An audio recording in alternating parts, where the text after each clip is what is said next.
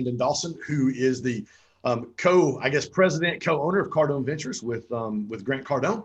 Brandon, man, welcome today. How you doing, my friend? I'm doing great, Ken. How are you? I'm doing great. Hey, take a minute real quick and just kind of tell our audience a little bit about who you are, Brandon, what you've got going on, and what's been going on the past couple of months during this whole COVID outbreak and what you've been doing. Yeah, I'm a serial entrepreneur. I've created multiple businesses where I specialize in helping independent business owners grow and scale their businesses across a multitude, hundreds of different verticals. My expertise is in starting, scaling, exiting at the highest value possible businesses and putting the structure in place in order to allow them to do that. And so I partnered with Grant Cardone after I sold my last business, which I started with $500,000, paid myself back in 18 months, generated 50 million of profits, building a huge organization with 190 employees, and then sold it for 77 times EBITDA, 151 million, not borrowing a dime or raising a dime, and teaching all those business owners to grow and scale without borrowing or raising any money. And that's my expertise. And so Grant Cardone and I partnered. I'm the co-founder and CEO of Cardone Ventures. And Grant and I have thousands of businesses we're working with. I started this program with him a year ago. And we're just really passionate about not only sales training and real estate, but 360-degree perspective of your business and aligning it so you can maximize your value and achieve the kind of life personally, professionally, and financially that you want. Hey, talk to me real quick. I know you guys just finished a 360 there at your house in Washington. Talk to our audience a little bit about when they say 360 view. Brandon, talk a little bit about some of the things that you go over and how you really equip. You talked about, helping people scale business so that it will value higher. Talk about what are some of the things and some of the principles and things that you teach even this past weekend at your 360? Yeah, it's a great question. So let's look at some stats. And I always like to remind people that numbers always tell the story. And I want you to ask yourself, while I talk about these stats, where do you fit into this? So 31.5 million businesses in the United States, small to mid-sized businesses. 25 million of those businesses have a single employee, which is the founder. 5.3 million of those businesses have between 2 and 15 employees. And roughly 630,000 of those businesses have greater than 15 employees. 2/3 of those businesses fail within 5 years.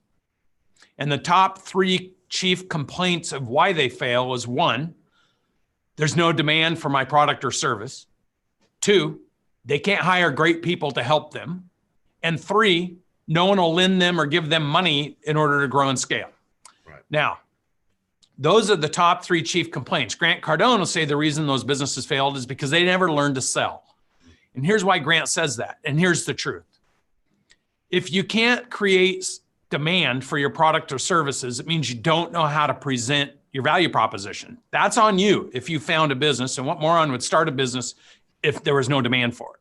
So you must have believed there was a reason that you would succeed, but you failed to learn how to present that value proposition, not only to a customer, but to an employee who would want to get on board and help you build it, because you can't present it to a customer. Therefore, why would an employee, a quality employee, join you when you can't even sell it yourself? And then the third is no money. Well, what banking institution or individual would loan money to a founder of a business who cannot even present their value proposition in exchange for money? Because price is only an issue in the absence of value. So if you start something and you believe it has value, but you can't get anybody to see that, that's on you. So all 3 of those chief complaints is really an excuse for not developing your interpersonal skills to learn how to present your value proposition in exchange for money. Now, why is this important? Is there's natural breakpoints when you overlay why all those stats are the way they are. We already know the first breakpoint, 0 to 3 million, is you breaking out of you doing all the work yourself. Then the second breakpoint is 3 to 8 million, which is the people you surround yourself with and how solid your business plan was, and have you learned how to model, mimic, and master what you do so that it can be transferred to other people. Then from 8 to 15 million, it's going to be about the processes. And then from 15 to 25, it's going to be about the technologies you wrap around the processes so you understand what's happening in real time. And then from 25 to 50, it's going to be about the leadership teams that you develop, and do they have the capacity? You're a Maxwell fan, law of the lid.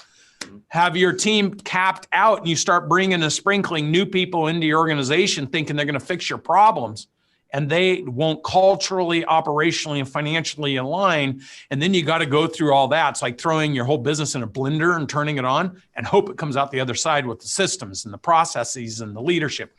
Those are the stages, and therefore less than 600,000 businesses work their way through those stages. And my expertise is in mapping all elements of those stages to the strategy and the execution of the plan. And in the 360, we cover all that. Yeah, I love that. And we talked off air just a little bit about you and our relationship, and just how I've seen you. You sold a business in excess of $150 million, and yet here you are. Most people, if they did that, it's almost like that Tom Brady when he won his first Super Bowl. And he talked about going back to his hotel room, and he said, I was miserable. I was like, this is it. Talk a little bit about that. I want to take our audience on a little roadmap of how you got where you are today, Brandon. Talk about that process. You build a company, you sell it for 70 times the valuation or whatever it was for, in excess of $150 million. Talk to me about that next 12 months in your life and what that looked like that led you to get where you're at today and what you're doing for business owners. Yeah, well, that's the case. You got to go back to when I started my first business. So I was 27. I had this vision of consolidating the hearing care space. And I had found a way to get people to commit to sell to me, even though I didn't have any money. And that's a different story. And then I raised money, made 100 and something presentations at 27, 28, and got somebody to give me money to close on those businesses. I parlayed that up to taking it public on the American Stock Exchange at 29 years old. And I rang the bell of the American Stock Exchange. And I felt like I was on top of the world. By 2001, I had sorted out all the business logistics. I almost failed several times, went out of business, saved it, all technical mistakes that I made in the growing and scaling process that we teach not to make today. And then just as it was starting to take off and conquer, my private equity group said, we're liquidating the fund, you have to sell. I said, no. They said, all you CEOs and founders say that. We're replacing you. We're going to sell your business. I left, tried to buy it back, could not, and I was devastated. So I re-engineered the consolidation strategy where I didn't want to give up control of my business, but I wanted to create value for business owners that I could work with. I formulated the new strategy that was Audigy that I launched and had unbelievable success with it. But I knew what I was looking for. And so I hired FTI out of Chicago, $1 billion consulting firm, to look at 1,000 different verticals that I could build this support mechanism for and help them grow and scale. How we targeted those verticals and all that is a whole master's program, right? An MBA program, and that's for a different time. Mm-hmm. But the point is, I had this dream of having a management company that served hundreds of different verticals that were underserved in the marketplace. Think about this, Ken. Healthcare providers, construction sector, and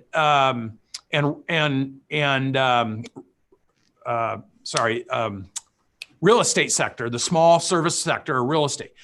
Those three sectors make up 45% of the domestic GDP. 45% of the domestic GDP, but they're only represented 6% on the stock market, which means all those hardworking business owners that are creating all this value are exiting when they exit their business at 2 to 4 times EBITDA. And the people bringing them to market are trading at 22 to 25 times EBITDA.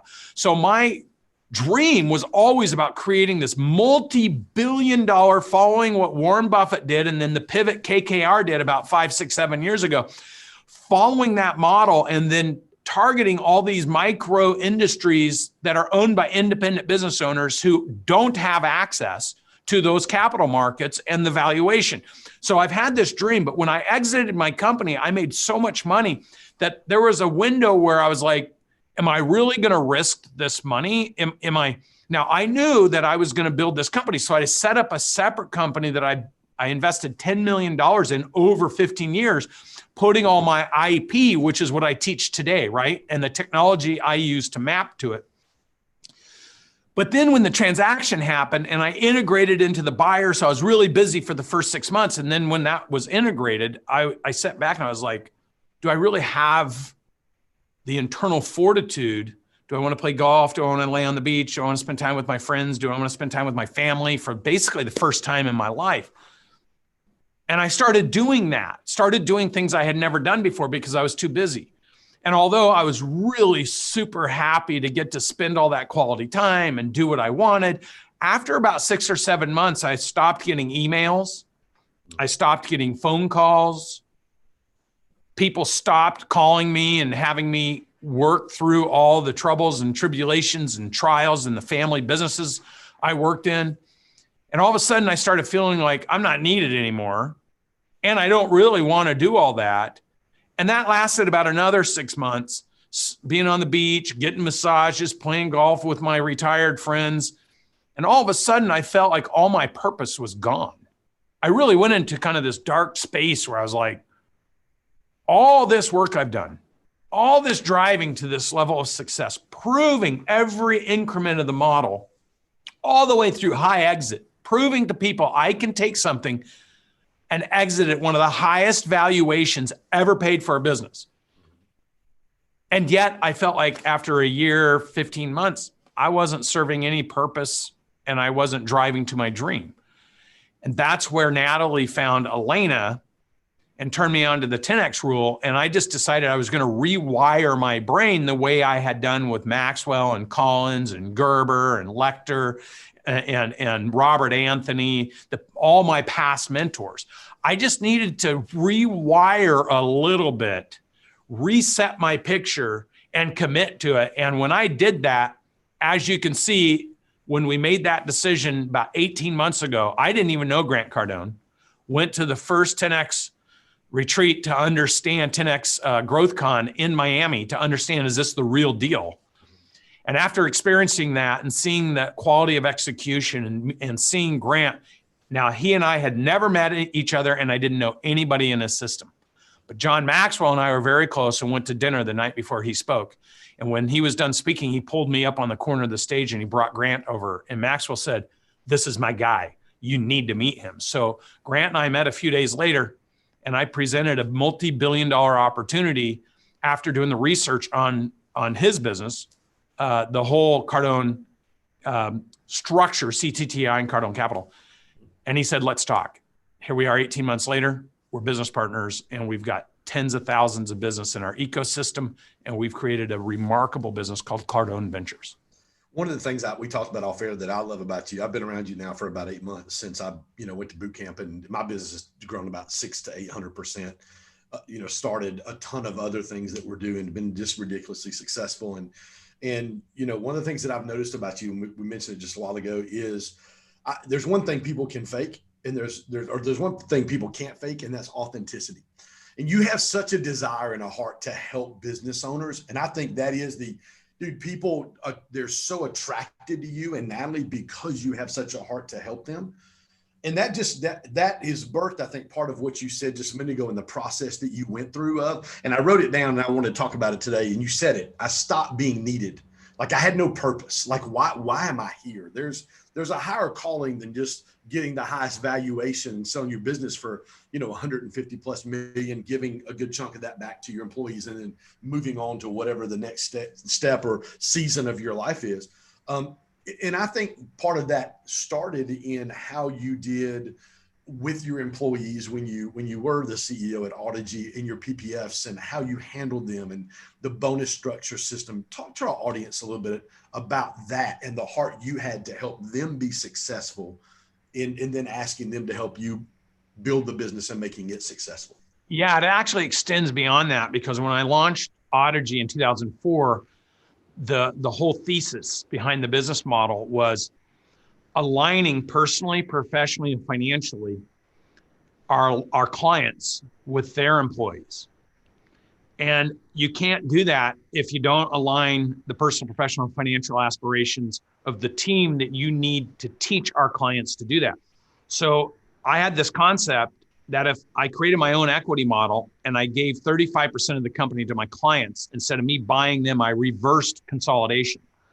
And I said, if you work with me, you'll own 35% of my company. I'll own none of yours. Versus consolidators buying your company and forcing down on you the changes. And then I created what I called the ELG, Enterprise Leadership Group, which are all my key employees.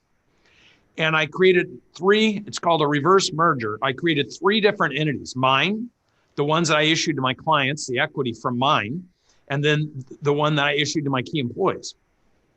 Those 3 entities, using my structure, which is complicated and has to be executed on flawlessly or it will be done wrong. Over the course of 15 years, my clients ended up owning 35% of the equity value because they were my clients. They were actually funding the organization. I didn't want to go raise money with disinterested parties, and I didn't need to raise money. I just needed great clients who would spend money. So I rewarded those clients over time and then my key employees. And so when I sold the business, 60% of my leadership had been with me since inception. In fact, 60% of that leadership team, the first job they ever had was with me. And they evolved to being presidents and vice presidents. And my clients, when we sold the business, 82% of the money went to the original 82% of my original clients, of the 89 clients, were still clients 12, 14 years later. So we dispersed $36 million at sale to my clients. And then I gave every single employee, including my leadership team, I dispersed 14 million. So if you worked for me for a day, or if you'd been there for 15 years, depending on what you made, what your contribution to the organization, how long you were there, you got paid out. And I structured all of them in the equity structure. So I'm still the CEO of that company until June of next year. I work on the global basis.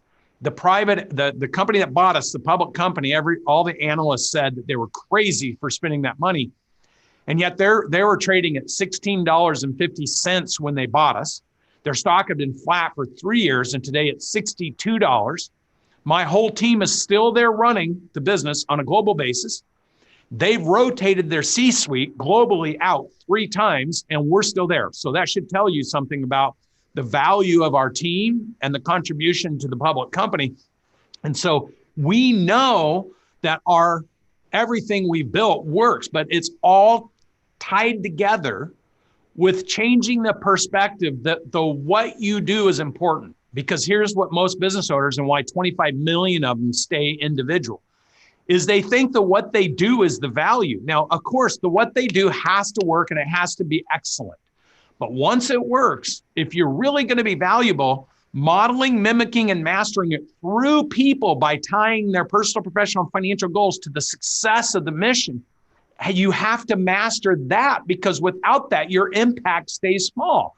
And the stats I started with 31.5 million businesses, even if you have 15 employees, you're still a micro business. You're small.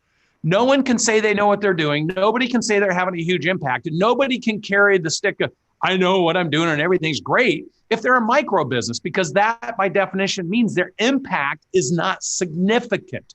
So if you believe in what you're doing, you believe in what the impact is, and you believe in your mission, you can't be small. And that's what Grant Cardone talks about. And that's why I aligned with him, and I love his body of work and his belief structure, which I entirely align with, but using the technical aspect of connecting people to the mission, the magnitude of mission, and driving to an impact.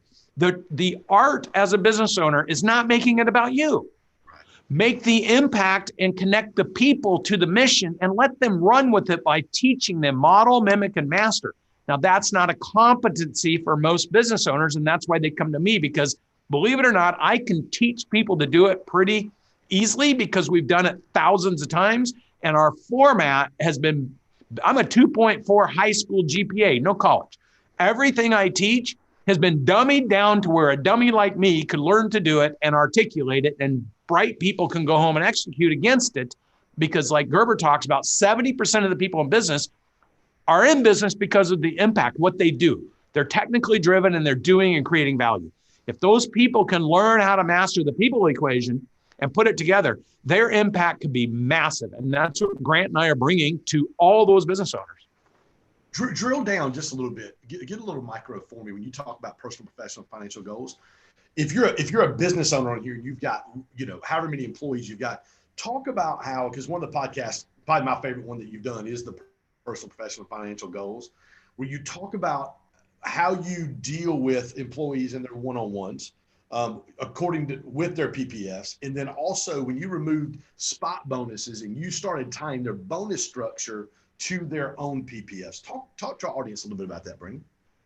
Money is about the fifth important thing to employees. Gallup poll came out every year, and they've up to this year, up to the last 5 months, 28% of the people out of 100 million Americans served are actively engaged in the business they work in as an employee.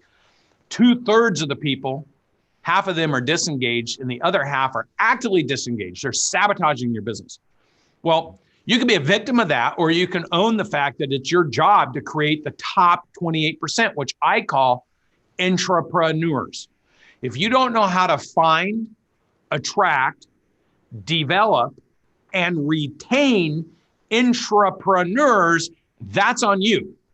So if we know, now, oddly enough, Gallup poll did an intermediate study this year after COVID and said 40% of the people are satisfied and actively engaged because they want to keep their job because unemployment went up. So natural incentives to fighting harder for the business, we know based on the stats are true. Now, why do I bring this up? Because I'm a fact-based guy. I want facts. So what that tells us is if in the good times or the bad times, the more you can connect your team to a higher purpose and show them a methodical way they can approach and win with you by growing, what's most important to people? Growth. Not just financial growth, but professional growth. People want to have a clear picture. They want to have a clear strategy. They want to know they're valued. They want to know they're important. Those are actually higher than money. So when you give somebody a spot bonus, most of the time those spot bonuses, you look at that and go, oh, that's nice, but I was doing so much work. That cheap son of a bitch barely gave me any money, right? That's what they think. But if you go to somebody and say, you just crushed something for me, you had this goal that you wanted to accomplish that you've never done before. I had you figure out how much it was going to cost, how much time you needed off of work, the airline tickets, where you wanted to go, what color bike you wanted to ride for the bike race that you do every 2 years. And then you're like, I fast forwarded, you can go this year. I'll give you the time off of work. I'll give you $600 for the airline ticket. I'll give you the $1,000 for the sponsorship and $2,000 for your hotel room. It's a $4,000 spot bonus for somebody who just created $50,000 of value, and they think you changed their life versus here's $4,500, because money by itself doesn't actually mean anything to people. Experience does. Yeah, it's on that Maslow's hierarchy of needs, and you talked about that just a minute ago.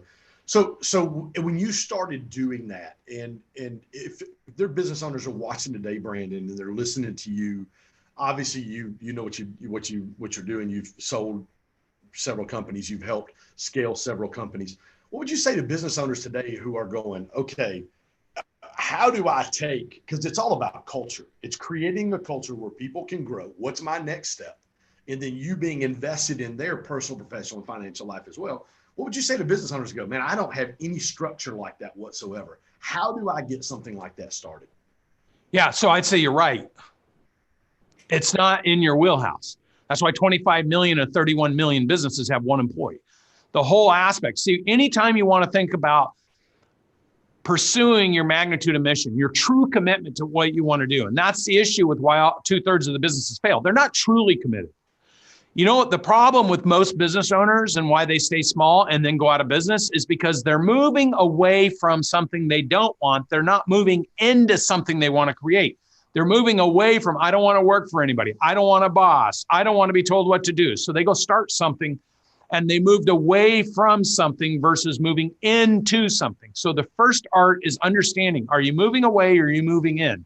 Now, if you're moving away, you can adjust significantly, but the language you're using is always pushing good people away because you left where you wanted. So you assume everybody's going to eventually leave you. What you think is what you say is what you do becomes your legacy. So whatever you're thinking about is ultimately what you're doing, is ultimately what you're known for. So if I go into business and I want to create an impact and I want to be known for providing excellence to all individuals, see all those clients, the 3,900 people in the ecosystem we managed at my last company, every one of them were on a 90-day personal, professional, and financial planning process that was embedded into our computer.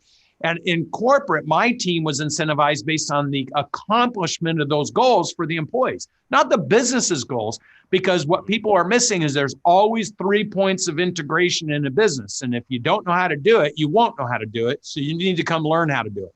Those 3 points are cultural integration, operational integration, and financial integration. All 3 of those have to be strategically aligned with the magnitude of mission, and you must be tracking to it, or you won't know how to create PPFs because you're not even managing your key performance indicators that show which variables drive to the highest value in the business. Therefore, you have no idea how to create incentives. This is what they learn at the 10X 360. And they come in and spend 2 days. They find 3 to 5 areas where they can anchor into this, and they learn the technique for PPF planning.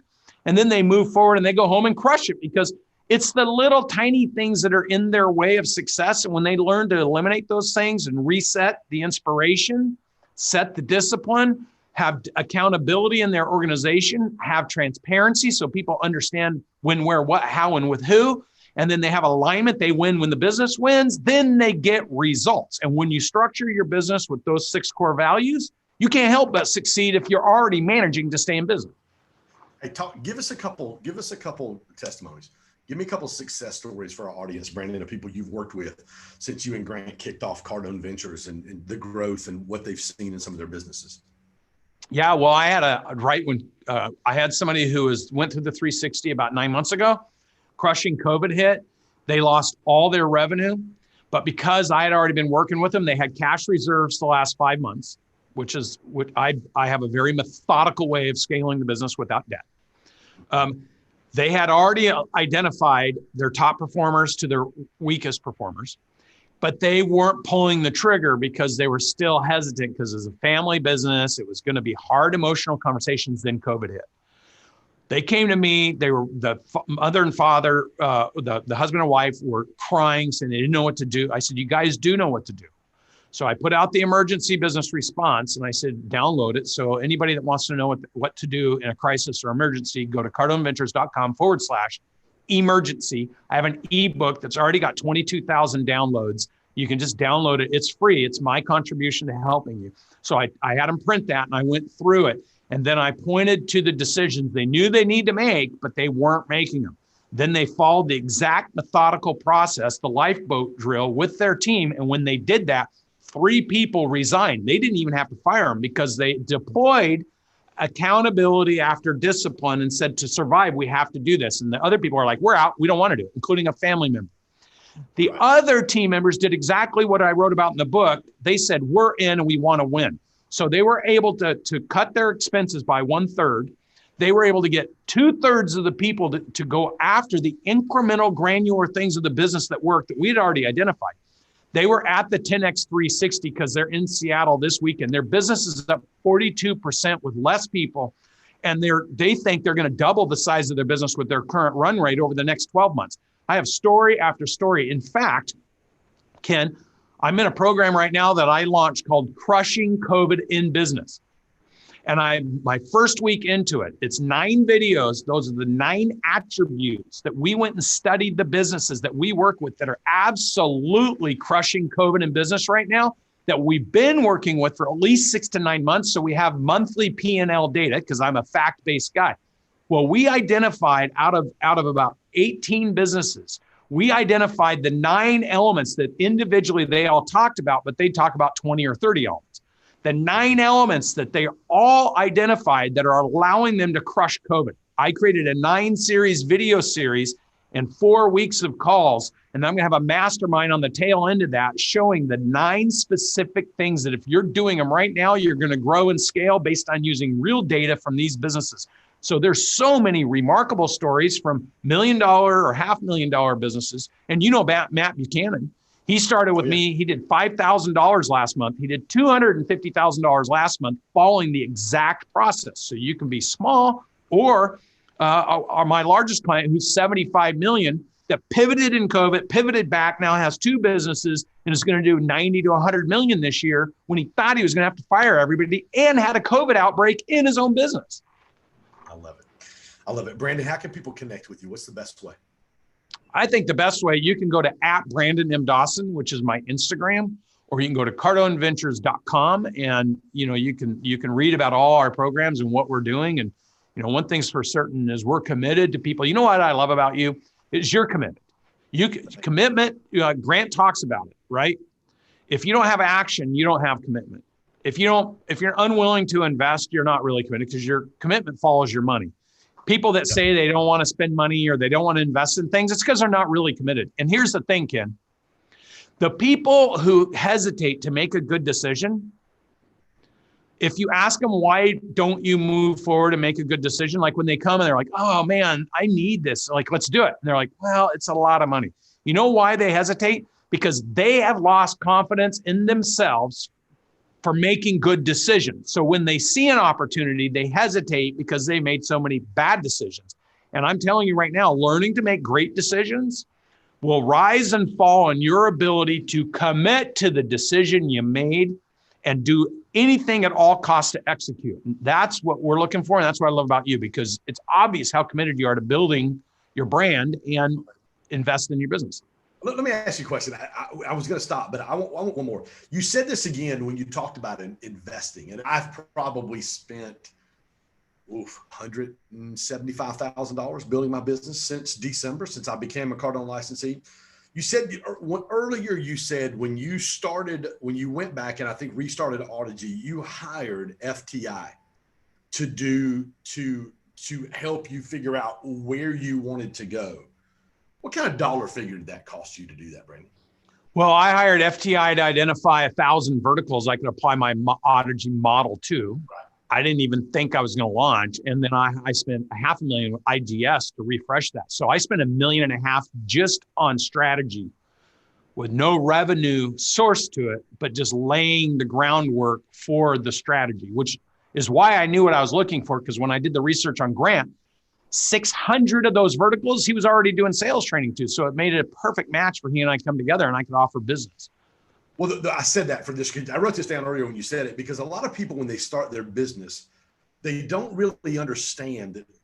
Probably talk about proximity a lot, but what we're talking about is, what do you need to do, or what do you need to spend to get your business really at the next level? And when you said that earlier, I wrote it down because it really stood out to me that here you are going into starting Audigy. And when you said FTI, I was like, man, that had to cost $750,000, $500,000 for you to be able to just get that information so that you could do what you did.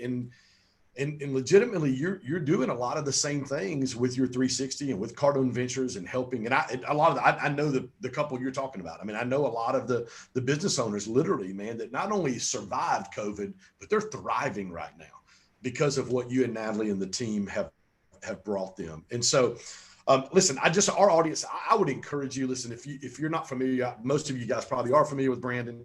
If you're not, follow, get connected. I said it earlier, there's one thing you can't fake, and that's authenticity. And that's what I love about Brandon and Natalie, probably more than anything else. It's just they have a heart and desire to help business owners. And Brandon, on behalf of all the business owners, myself included, all the time you spend literally at a fraction of the cost of probably what your value would be and what you bring to business owners, man, I just want to say thanks, and thanks for taking some time out to be with us today. Yeah, thanks for having me on your show. And I appreciate the commitment and work that you're doing as well to advance the Grant Cardone brand. And I know you're committed to that. And people, it is about proximity. Yes, so if people are listening and they're model, mimic, master, do what we're all doing, and all of a sudden things will work itself out. Yeah, you guys can go to our YouTube channel. If you're watching this live on YouTube or Facebook, you can go to our YouTube channel @Ken Jocelyn or Grow Stack Drive. Actually, Brandon was on our virtual summit last month and actually talked about those 3 M's. So there's the whole clip in there from Brandon talking about that and really kind of breaking that down a little bit. So if you're interested, you can do that. Brandon, thank you, my friend. I appreciate you. Super grateful for you and Natalie and the team and everything you guys do for my team and for all the people over at Cardone Ventures. Thanks, Ken. I appreciate it, guys. Hey, thanks for joining us today for our Go Stack Drive podcast. And my friend Brandon Dawson, we will see you guys tomorrow at noon Eastern. Got a very special guest. It's going to be a great podcast. Brandon, thank you again, my friend. Have a blessed day. Tell Natalie we said hello. Absolutely. Thank you, my friend.